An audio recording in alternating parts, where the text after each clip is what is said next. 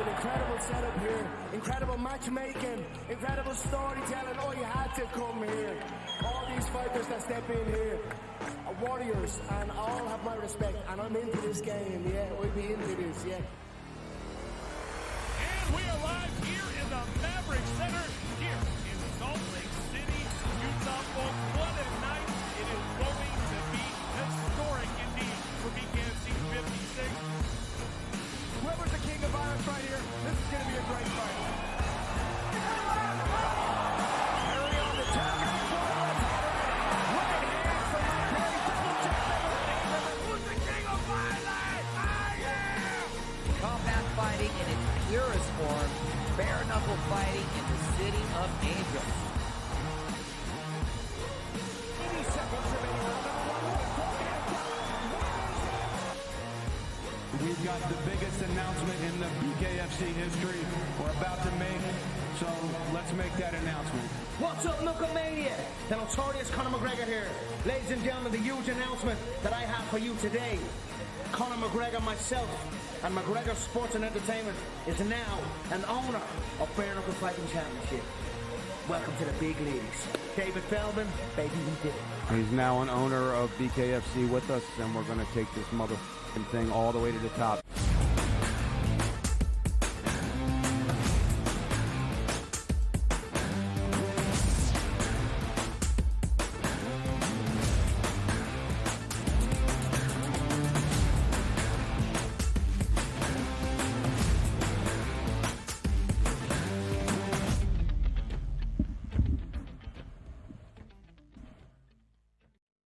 Hello and welcome to a Wednesday Live right here on the early line on SportsGrid and all across the SportsGrid network. That includes sportsgrid.com/watch, where you can find your favorite destination and consume everything all across the grid. He is Donnie Rightside. I'm Ben Stevens. We are live together here for the next 3 hours up until 11 a.m. Eastern Time. 3 hours that will include a ton of action yesterday from the 33rd Olympiad over in Paris. Quarterfinal action in the men's basketball tournament. An upset caused by the host nation. And the United States looking like a true gold medal contender, looking for 5 consecutive golds. Everything you need to know from quarterfinal action in men's basketball, semifinal action in women's soccer on the pitch, quarterfinal action in women's hoops on this Wednesday, and a ton from around the track yesterday at the Olympiad as well. Major League Baseball recaps after a mostly full slate yesterday on a Tuesday. All of that and more as training camp rolls on. Some NFL news and notes after the debut of Hard Knocks training camp with the Chicago Bears last night as well. Yeah, a lot of good stuff to talk to, which includes Major League Baseball teams avoiding 22 straight losses. Who would have thunk that? So celebration on the minds there of the Chicago White Sox. The Philadelphia Phillies late night action against the Dodgers, picking up a victory, getting that 4-0 lead and not blowing in here. And you're right. We are looking forward to this week here with preseason, that first look from every single NFL team. And it starts up quickly here. So we got a lot to get to over the next 3 hours, a lot of good topics as well. And on that opening night of preseason football, tomorrow a doubleheader. That's 2 games. We will see the New England Patriots, but Brandon Ayuk is not going to be there for the Pats organization. After we learned yesterday that the San Francisco 49ers are now welcoming in trade interest into their wide receiver Brandon Ayuk, who has been disgruntled with the franchise for a failure of paying him the money he believes he deserves, San Francisco was listening to trade offers. New England was one of the rumored teams interested in Ayuk's services. DRS late last night, we got the news from ESPN's Adam Schefter that New England, after speaking with San Francisco, has pulled out of the Brandon Ayuk sweepstakes. Yeah, we'll get to this a little bit later and sort of expound on this topic, but it's starting to feel like something stinks in this whole deal because it's very rare and things come together quickly in the NFL where you come to an agreement as a franchise with 2 other franchises for your superstar player to make a decision on where he wants to play, and we get crickets at this point. Teams putting in, teams putting out, Steelers are in, Steelers are out, the Patriots are here, and now they're not tomorrow. Something makes it look like almost like a Lamar Jackson type scenario where the 49ers are going like, we can't come to an agreement on a contract. Let's just see what the numbers work out to be, and then we'll pull the plug and just sign the player ourselves here. Something isn't right in this deal, Ben. There is a lot that goes into this. Of course, having to give up the assets to acquire Brandon Ayuk, that's probably some very rich draft capital, and then needing to pay Brandon Ayuk what he wants in terms of a long-term deal that he is not receiving from the 49ers. Plenty more around the National Football League later on in the show. But the end of a historic losing skid. Last night by the Bay in Oakland, the White Sox snapped their 21-game losing streak, winning 5-1 against the A's. The 21-game skid matched the longest we have seen in the history of the American League. It was the only time since the year 2000 we had seen a team lose 20 or more games. The historic losing skid comes to a close last night in Oakland for Chicago. Yeah, the interesting part was, again, the heavy favorites for the Oakland Athletics, who shouldn't be heavy favorites against anybody, and guys like Ross Stripling taking the mound looking to be dominant. Well, 5 1/3 innings pitched, 5 hits, and 4 earned runs. That's not so dominant. The White Sox get an easy victory, and I wonder if there was a celebration in the locker room saying, woo, we avoided that and we improved to 11-48 on the road. Could we have another 20-game losing streak coming up for the White Sox now? We'll see if they can win 2 in a row or 3 in a row. How about that? Their 2 longest losing streaks in franchise history have both happened this season. It was a 14-game skid earlier this year, a 21-game skid now. Good news for Chicago. They're only 60 games below 500 with a 28-88 record. Near history last night for Houston on the road in the Lone Star State against their divisional and in-state rival, the Texas Rangers. On his first start of August in 2023, Framber Valdez for the Astros pitched a no-hitter with only 93 pitches thrown. Last night in his first start in August in 2024, he was 1 out away from another no-no, but enter Corey Seager in the bottom of the 9th. The first pitch of his final at-bat goes over the yard for a 2-run home run out of the yard over the wall to break up Framber Valdez's no-hitter attempt with only 1 out remaining. Yeah, it looks funny to see that too, right? 2 runs and only 1 hit there. 4 runs and 11 hits for the Houston Astros. But how about Tyler Mahle coming back there? 5 innings pitched, only 1 earned run. Valdez was sensational. We thought he was the much better pitcher, but it technically didn't turn out that way. Houston still picked up the victory, but my goodness, boy, did they need a lot for a pitcher that was pitching a no-hitter just to hold on, it felt like. Framber Valdez has been sensational. The Astros have won his last 8 starts. He has earned a decision with a victory in 6 of those 8, 11-5 with a 3.46 ERA, and simply 1 out away from the second no-no of his career. The Phillies, the RS, desperately needed a win last night in Los Angeles, and they got it. Kyle Schwarber and Mundo Sosa both delivering at the dish, both hitting a home run and adding in a couple of RBIs as the Phillies outlast the Dodgers with a 6-2 victory to split the first 2 games of this set at the Ravine. Yeah, they needed that. You get that lead. You have a good start by Sanchez. Then it looks like the Dodgers might be able to creep back into it. A couple runners on base for Shohei Ohtani, but it wasn't meant to be for the Dodgers. And also tacking on those late runs in the 9th inning by getting a couple solo bombs, which included a Schwarber bomb off the top of the right foul pole. The Phillies needed that victory and got it. Now, the rubber matches today, we might be looking at some runs. 2 questionable pitchers, I like to say, on the mound here. Should be some fun in Chavez Ravine tonight.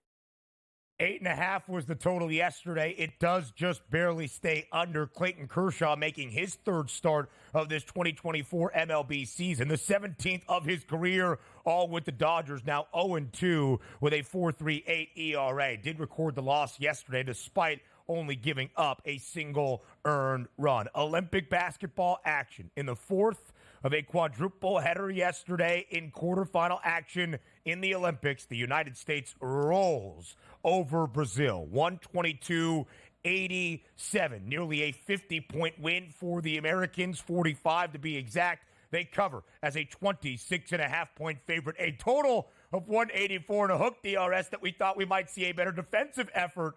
Sky's way over. The Americans did score 122 points.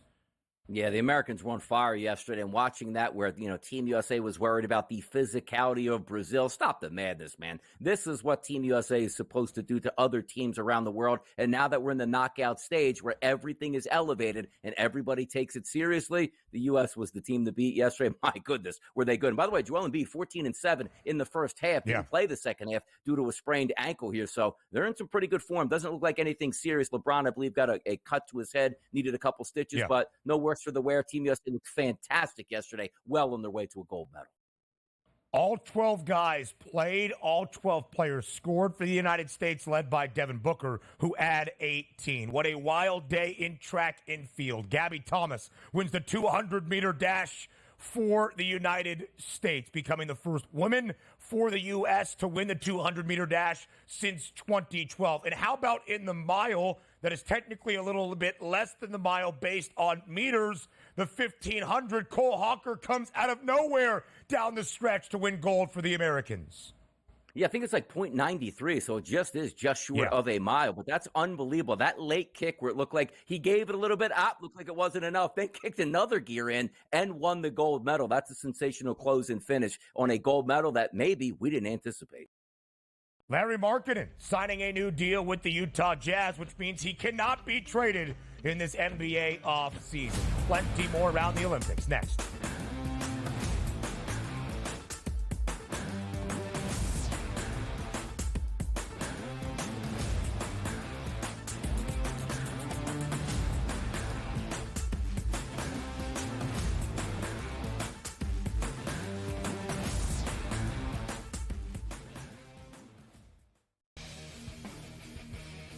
Hopefully they learned their lesson. Hey, this ain't the NBA, bro. You don't have 6 fouls, and they will check you on this stuff. And Brooks has a reputation coming into this. You can tell the refs are watching him, and they were on him all the time. This was 10, 12 years ago. Canada playing Greece with that type of lead that they had. They probably would have mentally crumbled and lost that game to Greece by 3 or 4 points in the final minute of that ball game. Sports Rage Late Night, only on SportsGrid. What is the ceiling for this kid? Now that he's got the money, and we saw something click with him, what is the ceiling for a Jordan Love in this Green Bay team? Deepest pass target group in the National Football League. 2 stud tight ends. They're a legit 5 deep at receiver. 7 bona fide pass targets deal. Come on, man. This guy could be a stud. Top 5 quarterback. Game time decisions, only on SportsGrid. Say the under has the correct juice to the 6.5 win total for the New York Giants. It's a losing season. It's a bad season in the greater New York area. Is Brian Daboll and is Joe Shane back next year? As a Giants fan, what are you looking forward to? Absolutely nothing. You're hoping like the Yankees make a long enough run so you can forget about the Giants. The early line, only on SportsGrid. If the U.S. gets to a bad start and they're down or close, I may double down on the second quarter because I know that that's when Steve Kerr is going to want to either A, if it's close, open it up. If they're losing, you got to get the lead because you don't want teams like it was in South Sudan that believe that they can win. Betting above the rim, only on SportsGrid.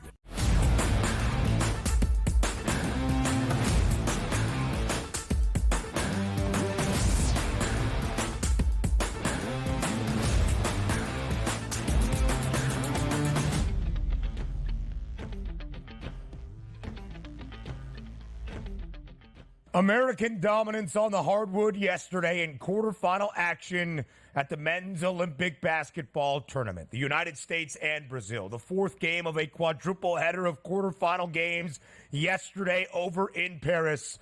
And the United States rolled all over the Brazilians. 122-87 the final. Doing math live in your head on national television can be difficult. I said a 45-point victory, a 35-point win for the United States, but their largest margin of victory in their 4 games so far over in the Olympic Games. Covering DRS yesterday as a 26.5 point favorite. We thought without point differential being important like it was in group play, maybe we would see the total stay under 184 and a hook. The Americans score 122, so it skied over that total yesterday. But U.S. perfect. On to the semifinal round and a matchup against Serbia, covering yesterday as a 26.5-point favorite against Brazil.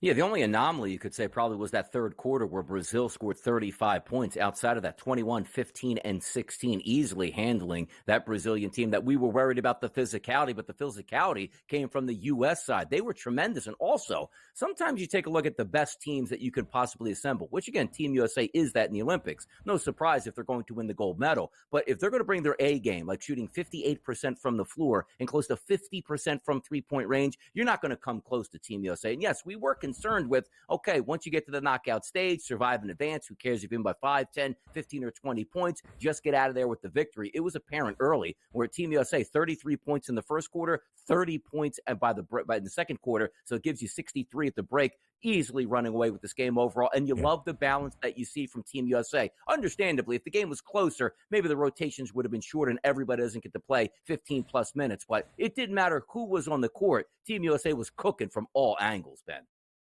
Everybody played yesterday. Even Tyrese Halliburton logged 8 minutes of action for Team USA, and all 12 guys scoring yesterday for Steve Kerr's team. The Americans in all 4 games have had a different leading scorer in all 4. Yesterday, Devin Booker was the man to step up most from a scoring output for the United States. 18 points, 5 made threes. Anthony Edwards, after being the leading scorer in the final game of group action against Puerto Rico, he had 26 against the Puerto Ricans, 17 yesterday. And we highlight the easy money sniper living up to his name. Kevin Durant, 11 points yesterday. One of 6 guys on the United States to score in double figures. KD, who was already the highest scoring Olympian in men's basketball history for Team USA, now Team USA's all-time leading scorer in men's or women's hoops, moving past the great one, Lisa Leslie, yesterday.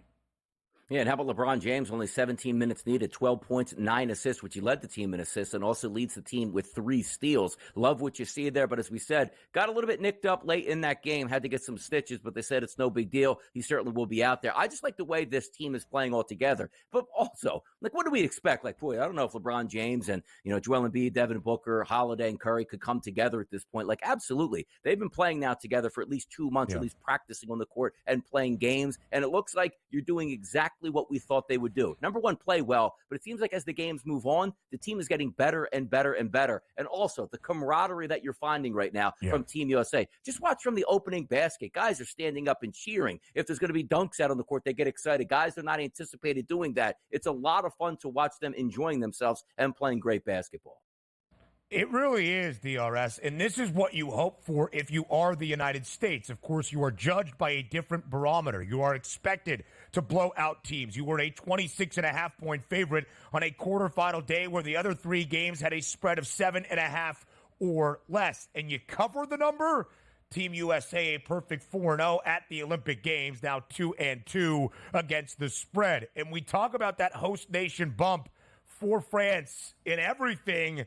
That included men's basketball yesterday. The French as a 7.5-point underdog against Team Canada. The Canadians entered as the silver medal favorites. France wins outright 82-73. That upsetting the odds to win a gold medal. The United States now minus 600 to win its 5th consecutive gold at the Summer Games. Germany, who dispatched Greece earlier in the day, plus 650 with the second best price. Germany will take on France. The Germans a 4.5-point favorite in the semifinals tomorrow. The United States 16.5-point favorite against Nikola Jokic, and Serbia. The Serbians, as we shared yesterday, winning in an overtime thriller 95-90 over Team Australia. Of course, it was the United States opening up Olympic action against the Serbians a couple of weeks ago. They won that game by 26, 110-84, covering as a 13.5-point favorite. The spread now, DRS, for the semi over in France, 16.5 in favor of the United States. And it should be. And Team USA should win that one going away. But we also talked about yesterday home court advantage and how that's going to work out. And even told you it wasn't an X and O's handicap between France and Canada. It was saying, like, this is going to be electric atmosphere. You've already seen how well that crowd and also the players and competitors from Team France, not only on the basketball court, but in every other realm, has really had that hometown support. And they got it yesterday. And it got dicey late in that game where Canada made a streak here, but credit France for continually to hold them off. That's an awesome win for the home nation here. And I know Canada had aspirations at least to get on the podium and maybe challenge if the U.S. would falter a gold medal. That's a disappointing performance by a quality squad that wasn't able to beat a team in France that they were favored to beat.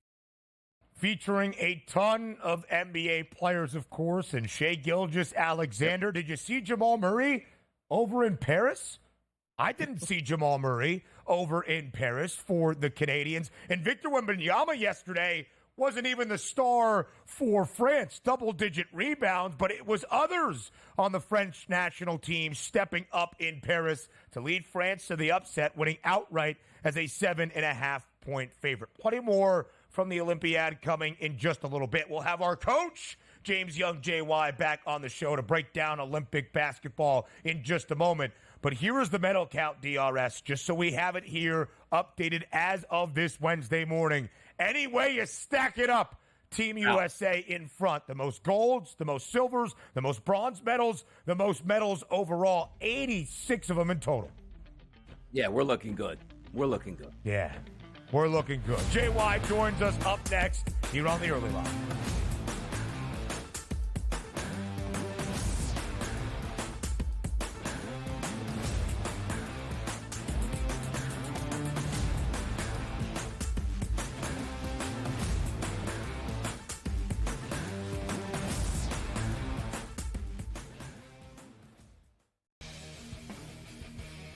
Hopefully they learned their lesson. Hey, this ain't the NBA, bro. You don't have 6 fouls, and they will check you on this stuff. And Brooks has a reputation coming into this. You can tell the refs are watching them, and they were on him all the time. This was 10, 12 years ago. Canada playing Greece with that type of lead that they had. They probably would have mentally crumbled and lost that game to Greece by 3 or 4 points in the final minute of that ball game. Sports Rage Late Night, only on SportsGrid. What is the ceiling for this kid? Now that he's got the money, and we saw something click with him, what is the ceiling for a Jordan Love in this Green Bay team? Deepest pass target group in the National Football League. 2 stud tight ends. They're a legit 5 deep at receiver. 7 bona fide pass targets. Come on, man. This guy could be a stud. Top 5 quarterback. Game time decisions, only on SportsGrid. Say the under has the correct juice to the 6.5 win total for the New York Giants. It's a losing season.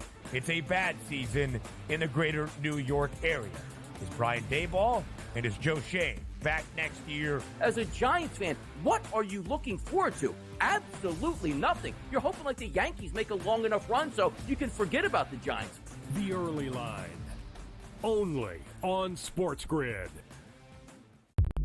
If the U.S. gets to a bad start and they're down or close, I may double down on the second quarter because I know that that's when Steve Kerr is going to want to either A, if it's close, like, open it up. If they're losing, you got to get the lead because you don't want teams like it was in South Sudan that believe that they can win. Betting above the rim, only on SportsGrid.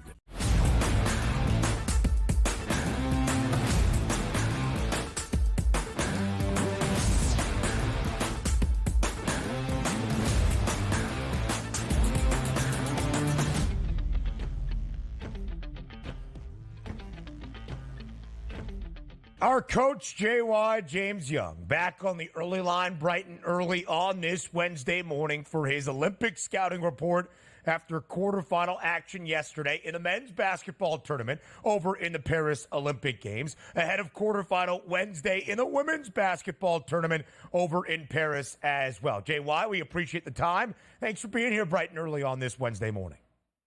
There's no better way than the coach to run the 3-man weave with the point guard, And I guess was Donnie. Donnie like Dylan Brooks here? Is he Donnie's like a big man. Jamal Pat Murray? Pat Beverly. Okay. Well, it's great to want to Actually, weave with you Pat guys. Bev. Good morning. He is Pat Bev. He drives that needle and twists it around constantly. So, JY, as we look at the United States yesterday, the fourth and final game of a quadruple header and quarterfinal action over in Paris, the U.S. booked as a 26.5-point favorite against Brazil, and they looked the part of a 26.5-point favorite in the hunt for a fifth consecutive gold medal. 122-87, a 35-point win over the Brazilians. All 12 guys played for the Americans. All 12 guys scored, 6 in double figures. There is so much to like out of the quarterfinal performance yesterday, JY, out of Team USA. What impressed you the most? Honestly, Ben, the start. If you think about it, when you're the number one seed, right, and you see, obviously, the games, how they start out, where, with Greece being up almost 10 early on versus Germany. You look at Serbia being down big, to Australia before they come back. And then you see the team that you think you're going to compete against to get to gold, Canada get knocked off. As a coach, you're Steve Kerr. You look at your guys and say, guys, it's a 40-minute game. We don't want to play around. So I thought their start, Ben, was absolutely fantastic. I also thought styles make fights. And yes, they talk about the offensive rebounding percentage of Brazil. Well, that leads to two things. Number one, how do our big men play? And number two, can we get out in transition and run because of the fact of teams may crash the boards? So Joel Embiid literally set the tone. A Joel Embiid that at times I thought has looked disinterested. A Joel Embiid at times I thought looked out of shape. Well, he did not look like that in that first quarter. He got the team off and running. And once they started, Ben, it didn't stop. And honestly, it didn't matter who was on the floor. By the way, Coach, what has changed here for us? And we've always thought Team USA was going to win the gold medal, certainly heavily favored now at the FanDuel Sportsbook. But during the showcase, you had a victory against Australia by 6 points. South Sudan, you needed a late stop to beat them by 1 point. Germany, you beat them by 4 points. This team looks absolutely locked in and loaded. Did anything change, or is it just a level of talent saying, you know what, now these games actually mean something, let's dig in? It's just a turn-on effect. I mean, you've seen it. You've seen it in every game. Even the South Sudan game in that fourth quarter with that huge run. You looked at the second quarter versus Puerto Rico after being down. If they want to turn it on, there's nobody in the world that can stop us. Let's be honest. So for me, do we want to see more consistent play out of our team? Absolutely.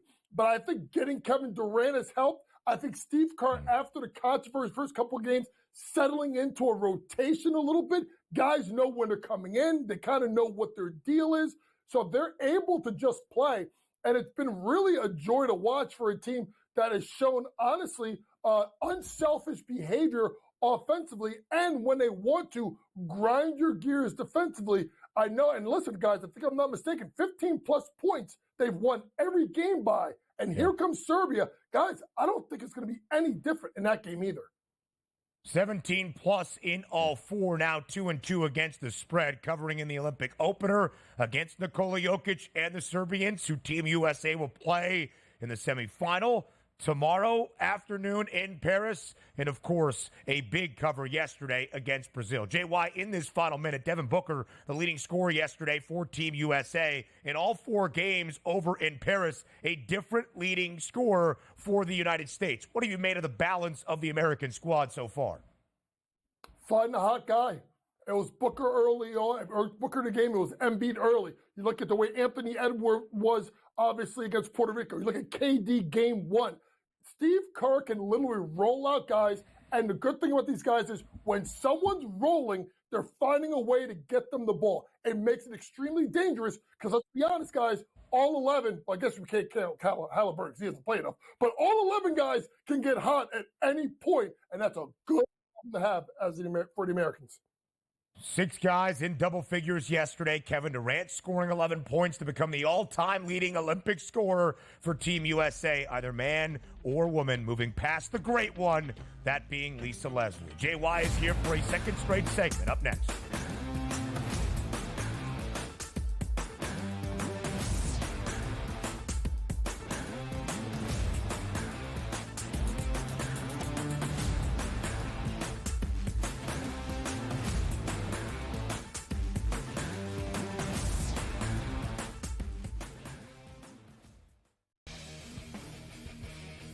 hopefully they learned their lesson. Hey, this ain't the NBA, bro. You don't have 6 fouls, and they will check you on this stuff. And Brooks has a reputation coming into this. You can tell the refs are watching them, and they were on him all the time. This was 10, 12 years ago. Canada playing Greece with that type of lead that they had. They probably would have mentally crumbled and lost that game to Greece by 3 or 4 points in the final minute of that ball game. Sports Rage Late Night, only on SportsGrid. What is the ceiling for this kid? Now that he's got the money, and we saw something click with him, what is the ceiling for a Jordan Love in this Green Bay team? Deepest pass target group in the National Football League. 2 stud tight ends. They're a legit 5 deep at receiver. 7 bona fide pass targets deal. Come on, man. This guy could be a stud. Top 5 quarterback. Game time decisions, only on SportsGrid. Say the under has the correct juice to the 6.5 win total for the New York Giants. It's a losing season. It's a bad season in the greater New York area.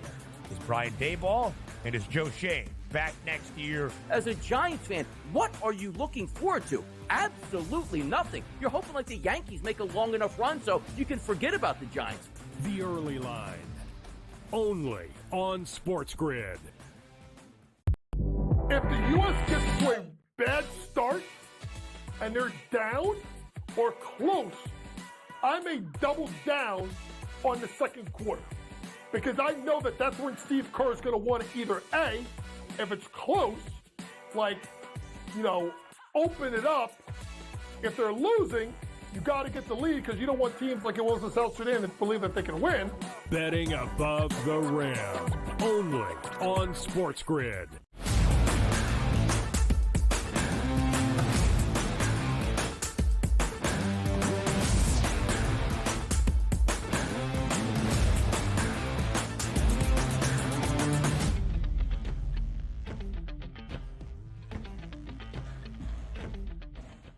The coach, James Young, JY, here on this Wednesday on the early line on SportsGrid, looking at Olympic basketball action over in Paris. So Team USA on to the semifinal. They will take on Nikola Jokic and Serbia for a second time in this Olympic tournament. Of course, the Olympic opener against the Serbians went well for Team USA, a 26-point win, 110-84, covering as a 13.5-point favorite. So let's set the stage for the other semifinals that we will see. An upset yesterday, JY. That host nation bump is nothing to trifle with. France upsetting the Canadians. Canada had the second best price entering the Olympic Games to win a gold medal, considered a medal favorite in a large way. They are sent packing in the quarterfinals by France. French team winning outright as a 7.5-point dog, 82-73. And Germany continues its perfect run over in the Olympic Games. A big victory over Greece, 76-63, covering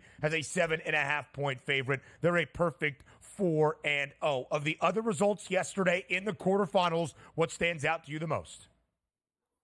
That a team like Canada, who was supposed to be our biggest competition, just really, what to bet.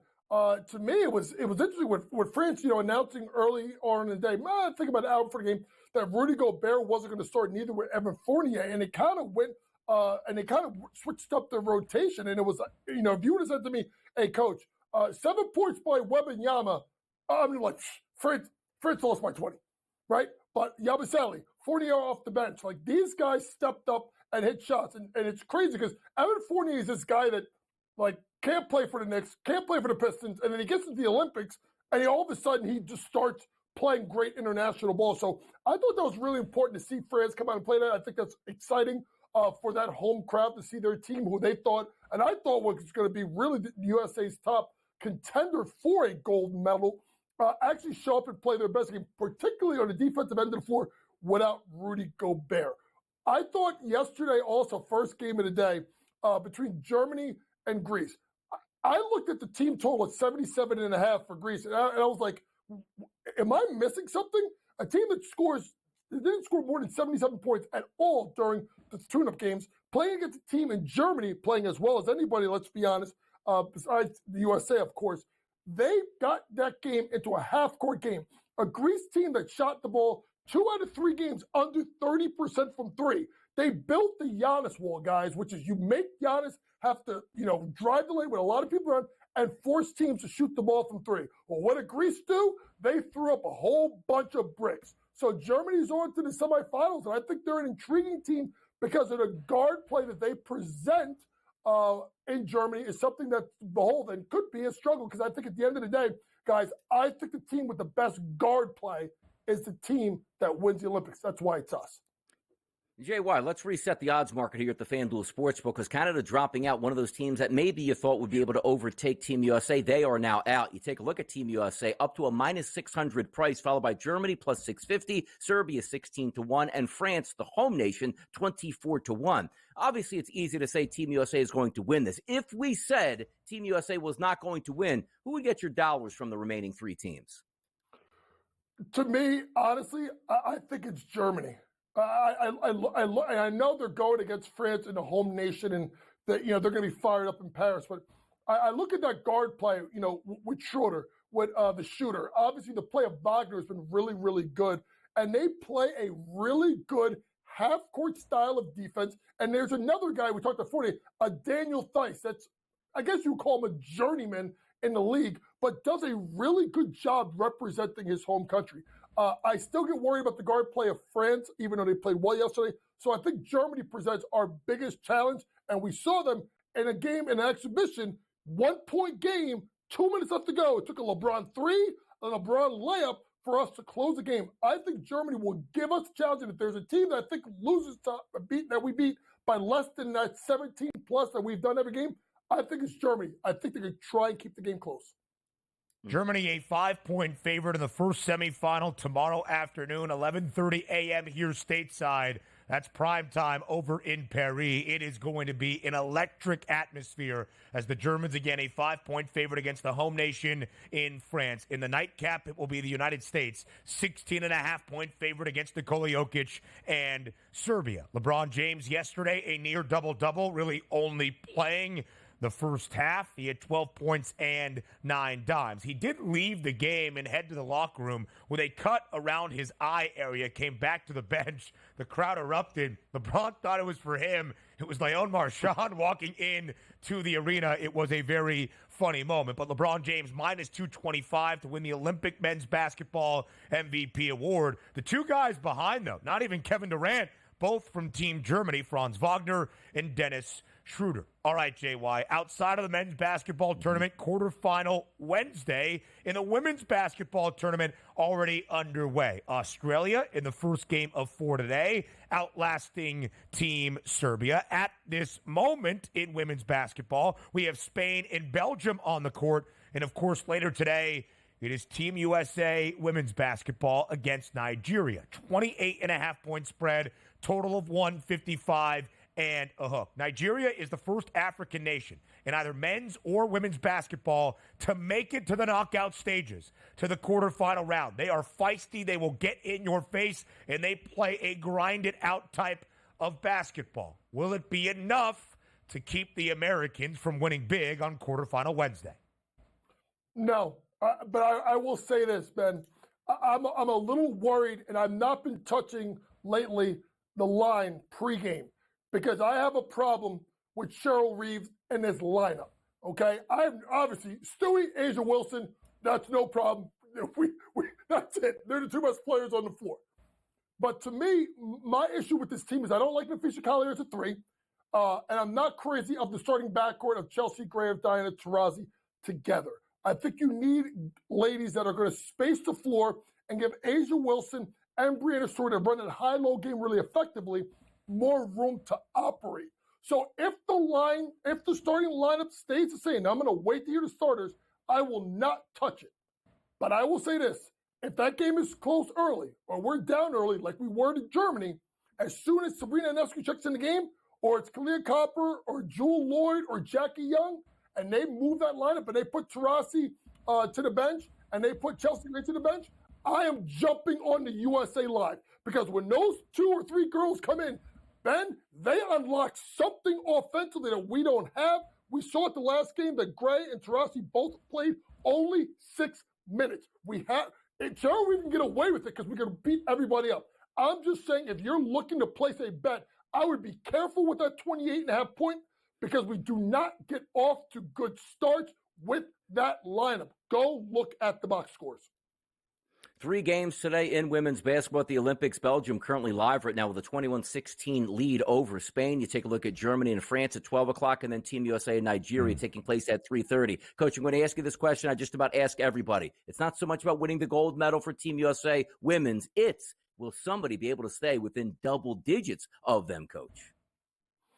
The only team that would be intriguing me to look at is Belgium because there's a track record. There's a 2-point win that they had in February in qualifying. And then obviously the game what they played last week was somewhat close. I think Belgium can keep it close enough, but still at the end of the day, this team is just too far, too superior. And like I said, you look at Asia Wilson and Brianna Stewart, and they've been absolutely fantastic with their ability to score outside and inside, run the break. They have proven, without a shadow of a doubt, in this tournament, why they are the 2 best players in the world. And guys, it's not like the NBA with the top 5. 2 best players in the world. It's a wide margin how much better those 2 ladies are. Minus 3,500 to win the 8th consecutive gold medal at the Olympic Games. A 58-game win streak for Team USA women's basketball in Olympic action. JY, we appreciate the time on this Wednesday. A fade away to the break and more around the Olympic Games with some MLB recaps also up next.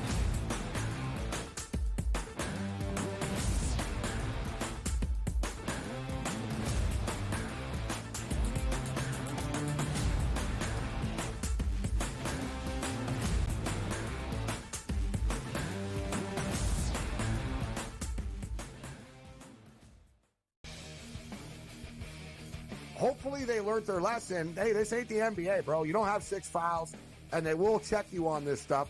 And Brooks has a reputation coming into this. You can tell the refs are watching them, and they were on him all the time. This was 10, 12 years ago. Canada playing Greece with that type of lead that they had.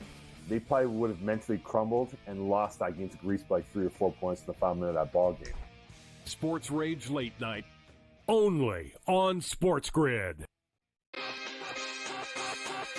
What is the ceiling for this kid? Now that he's got the money, and we saw something click with him, what is the ceiling for a Jordan Love in this Green Bay team? Deepest pass target group in the National Football League. 2 stud tight ends. They're legit 5 deep at receivers. 7 bona fide pass targets deal. Come on, man. This guy could be a stud. Top 5 quarterback. Game time decisions, only on SportsGrid. Say the under has the correct juice to the 6.5 win total for the New York Giants. It's a losing season. It's a bad season in the greater New York area. Is Brian Daboll and is Joe Shane back next year? As a Giants fan, what are you looking forward to? Absolutely nothing. You're hoping like the Yankees make a long enough run so you can forget about the Giants. The early line, only on SportsGrid. If the U.S. gets to a bad start and they're down or close, I may double down on the second quarter because I know that that's when Steve Kerr is going to want to either A, if it's close, like, open it up. If they're losing, you got to get the lead because you don't want teams like it was in South Sudan that believe that they can win. Betting above the rim, only on SportsGrid.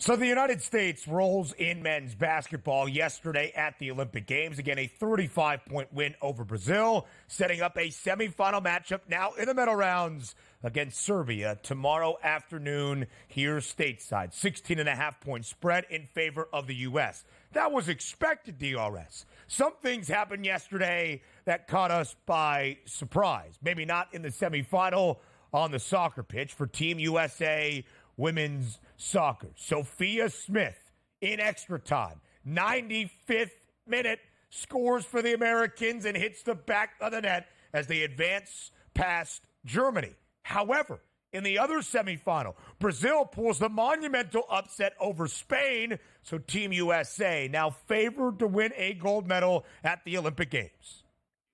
And that gets me back to the point here. How come in like the last 40 years, the Team USA women's soccer team continues to dominate on a national level, but the men's side gets worse and worse, it feels like, every single year? Once again, shout out to the ladies. Give them the full market share here. I don't care who's bringing in what revenues here. Just give it to the Team USA women's team, because you want to know about this? It's about being clutch on the biggest stage. Last two games here, late in the game, 0-0 tie. Having that clutch performer be able to drill a goal when it matters the most. I'm enjoying watching Team USA women's squad here. They are going to get the gold medal. Well-deserved as the best soccer team on the planet. Love to see it. They are known as the Trident up front. That's Trinity Rodman, a part of the Holy Trinity, along with Mal Swanson and Sophia Smith, that have been huge for Team USA. Sophia Smith has contributed to a goal in 4 of the 5 matches for the Americans over in Paris. 1,500 meter, known as the mile, but technically .923 in terms of arc conversion. And that meant that Cole Hawker had a final kick to beat everybody. DRS, it was set up yesterday as the rivalry in the 1,500 meter between reigning gold medal winner at the Olympic Games, Jakob Ingebrigtsen from Norway, I believe it is, and Josh Kerr from Great Britain, who won the recent World Championship. That was the rivalry in the 1,500 meter, but it was Cole Hawker, the American, out of nowhere to win a gold medal. And Yara Naguse also got it done. A bronze medal for the Americans, a sensational upset in the 1,500 meter, the mile, yesterday over in track and field. Yeah, track and field is fun, man. You're going to get some of these stories because it's never a given in a race that's that long. It's almost like who's going to get that late kick. Because even watching with my daughter, I was like, why do they run so closely packed? And I was like, I tell them, look, they're just biding their time until that final kick run stretch. And it looked like multiple times. Sometimes you see a guy pull away and then the rest of the field catches up. It felt like there was like a magnet where he was just trying to catch up, couldn't do it. Just trying to catch up, couldn't do it. All of a sudden had that late kick over what? Maybe the final 10 meters or so. That was fantastic. And realizing you won gold medal at that point, but also you got to feel for the guys that were in first place that get beat down the stretch because you just didn't have enough left in the tank. Like you're saying, feet don't fail me now, and the feet fail you now, and you end up with a silver or a bronze as opposed to a gold.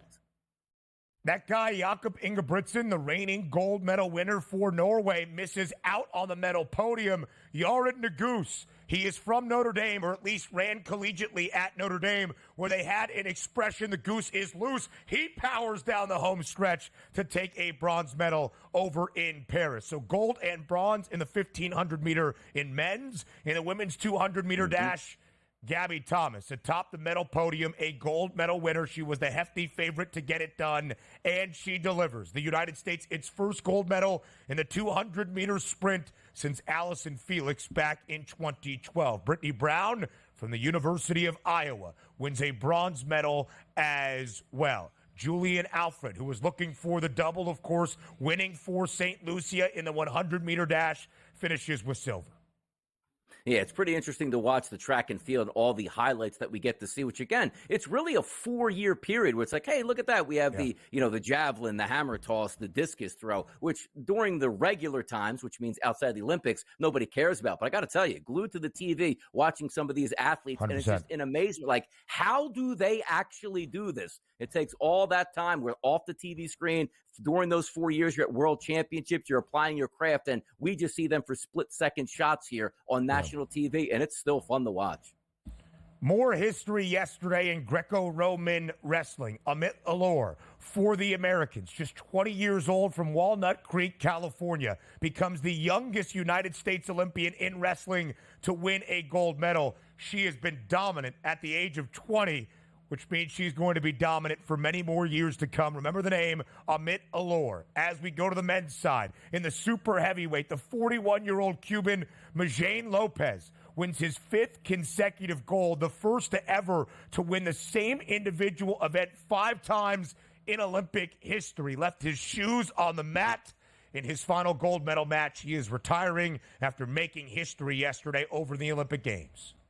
How about that? Wrestling taking center stage, and shout out Wine Country out there in California, scraping a gold medal there. But as we flip it over to the hey, look, as long as you keep saying Wine Country in California, eventually somebody's going to come up with the wine at that point. But by the way, the Cuban guy, I understand the age that, like, does he just beat people by showing up on the mat? Because that just looks like the last guy in the world that you would want to wrestle. Never. Does he even get taken? Like, does he ever even get taken down at this point? I mean, that guy should go again. He could probably win into his 50s with the way he looks. 100%.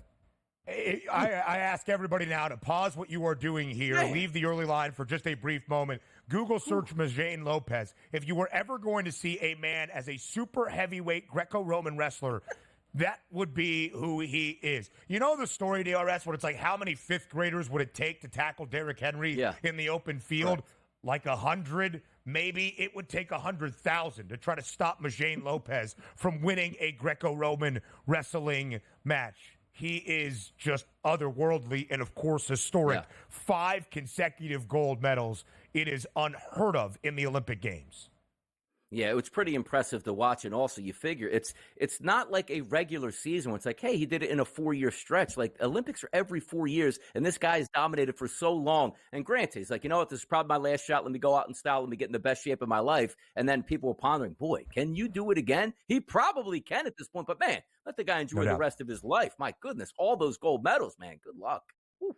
That's going to hang heavy around the neck with 5 of them in 5 consecutive Olympic Games. We whip around Major League Baseball from a Tuesday slate, live right here on the early line. Up next.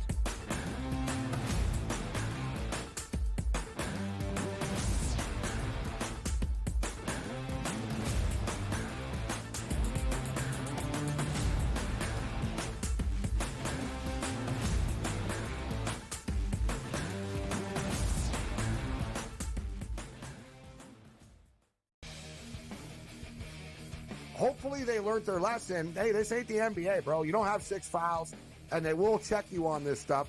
And Brooks has a reputation coming into this. You can tell the refs are watching them, and they were on him all the time. This was 10, 12 years ago. Canada playing Greece with that type of lead that they had. They probably would have mentally crumbled and lost that game to Greece by 3 or 4 points in the final minute of that ball game. Sports Rage Late Night, only on SportsGrid. What is the ceiling for this kid? Now that he's got the money, and we saw something click with him, what is the ceiling for a Jordan Love in this Green Bay team? Deepest pass target group in the National Football League. 2 stud tight ends. They're legit 5 deep at receiver. 7 bona fide pass targets. Come on, man. This guy could be a stud. Top 5 quarterback. Game time decisions, only on SportsGrid. Say the under has the correct juice to the 6.5 win total for the New York Giants. It's a losing season. It's a bad season in the greater New York area. Is Brian Daboll and is Joe Shane back next year? As a Giants fan, what are you looking forward to? Absolutely nothing. You're hoping like the Yankees make a long enough run so you can forget about the Giants. The early line, only on SportsGrid. If the U.S. gets to a bad start and they're down or close, I may double down on the second quarter because I know that that's when Steve Kerr is going to want to either A, if it's close, like, open it up. If they're losing, you got to get the lead because you don't want teams like it was in South Sudan that believe that they can win. Betting above the rim, only on SportsGrid.